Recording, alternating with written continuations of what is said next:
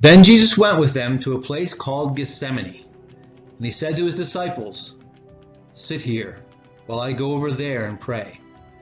And taking with him Peter and the two sons of Zebedee, he began to be sorrowful and troubled. Then he said to them, "My soul is very sorrowful, even to death.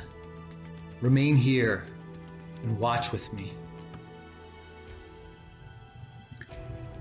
And going a little farther, he fell on his face and prayed, saying, "My Father, if it is possible, let this cup pass from me.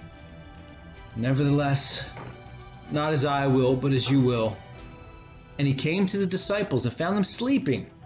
And he said to Peter, "So, could you not watch with me 1 hour? Watch and pray that you may not enter into temptation. The spirit is indeed willing, but the flesh is weak."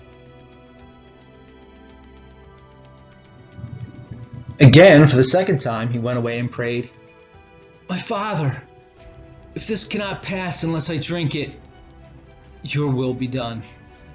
And again he came and found them sleeping, for their eyes were heavy.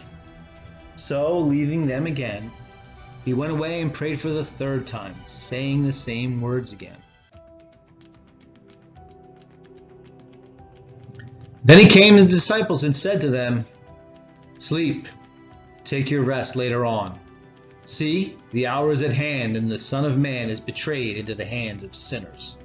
Rise, let us be going. See, my betrayer is at hand." The setting for this ordeal is a place called Gethsemane, which means oil press. So it is an appropriate location.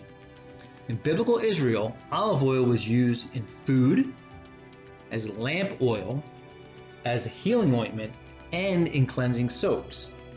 The imagery of the Last Supper is extended here.